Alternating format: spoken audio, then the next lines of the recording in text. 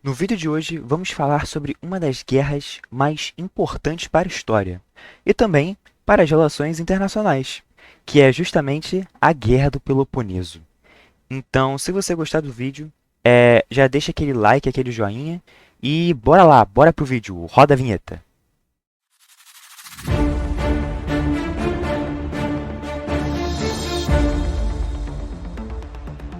Bem, a Guerra do Peloponeso, né, foi uma guerra que aconteceu aí, né, entre os anos de 431 a.C.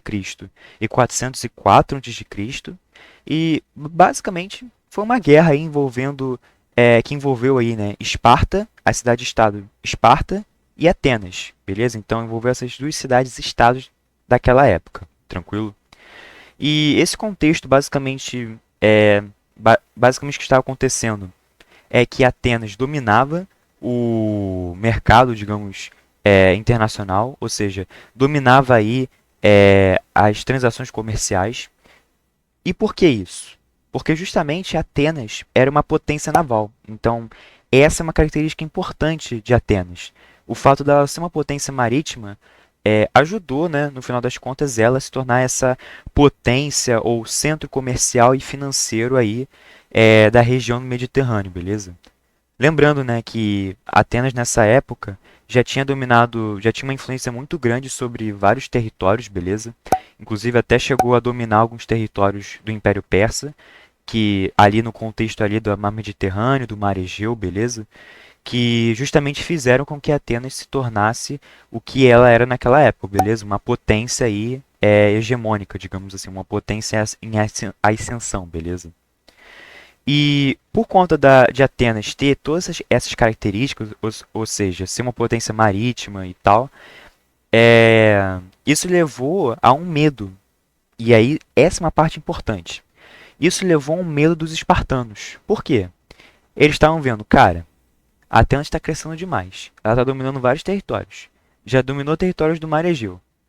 Está querendo se expandir para o Mar Mediterrâneo.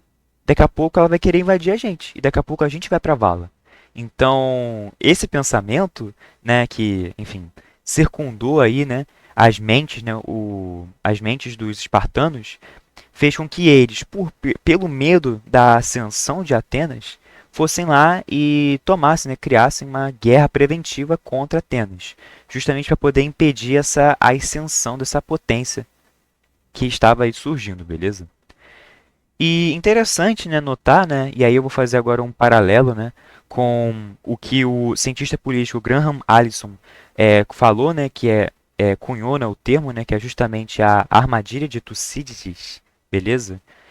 Para quem não sabe, né, só para deixar bem claro, para quem não sabe, Tucídides foi um historiador e estrategista militar que participou da Guerra do Peloponeso, beleza? Então ele esteve presente justamente nessa guerra que a gente está tratando aqui hoje. E ele até escreveu um livro, né, que é a História da Guerra do Peloponeso, no qual ele vai tratar justamente sobre a guerra e tal, os conflitos e a relação, né, entre Atenas, Esparta e outros territórios também, beleza? Outras regiões. E ele é até considerado, por conta disso, até o pai da história, ou seja, o pai da historiografia, digamos assim, pensando em termos de história ocidental, justamente porque ele foi um dos mais antigos que foi lá e, enfim, cunhou e esclareceu tudo isso, né? Fez uma análise crítica do conflito, enfim, todas essas questões, beleza? E o que diz então, Matheus, a armadilha de Tucídides? Bem, basicamente diz que os países eles têm dificuldade, né, de superar o medo causado pela ascensão de outra potência. Então, aplicando essa ideia no contexto aí, né, da Guerra do Peloponeso, ou seja, de Esparta e Atenas, a gente pode entender que Esparta, pelo medo da outra potência ascender ao poder, Esparta foi lá e criou essa guerra preventiva. Então, a armadilha de Tucídides tenta explicar, de forma geral, né, a origem de várias guerras. Então, esse conceito pode até ser utilizado, né, para várias guerras que aconteceram durante o mundo, e tal, né, com exceção, claro, de algumas como a Guerra Fria, né, porque afinal de contas não houve uma guerra efetiva, digamos assim, né, por isso o nome Guerra Fria. Mas é um conceito que é bastante utilizado E no caso do Graham Allison, desse cientista político, ele vai até usar para poder explicar os acontecimentos aí, né, e as relações entre Estados Unidos e China. Então, trazendo um pouco para a atualidade, esse conceito, né, ele vai tentar explicar a partir dessa ideia o que está acontecendo agora, né, nas relações internacionais. Então, atualmente a gente tem uma potência hegemônica, que é os Estados Unidos, beleza? E na visão dele, há uma potência emergente, que é justamente a China, que pode, em algum momento ou não, né, a gente não sabe, ultrapassar os Estados Unidos, beleza? Então, ele vai pegar esse conceito e vai dizer que, no momento, o que está acontecendo é que os Estados Unidos estão com medo, né? Então, há esse medo por parte dos Estados Unidos de que a China possa vir a se tornar uma grande potência, beleza? Então, a gente pode tentar analisar essa questão sob essa ótica. Lembrando, isso é uma visão de mundo, beleza?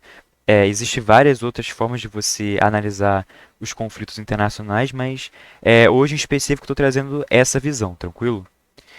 E, por fim, a gente pode aplicar isso para várias guerras que aconteceram durante ao longo da história, né? Então, a exemplo da Primeira Guerra, até mesmo da Segunda Guerra, enfim, de outras guerras também que aconteceram ao longo aí, né, da história das relações internacionais.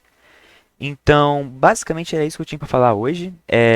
Esse é um conceito, né? E esse foi um vídeo, na verdade, um vídeo mais curto, justamente porque eu queria trazer mais essa ideia do que foi a Guerra do Peloponeso, beleza?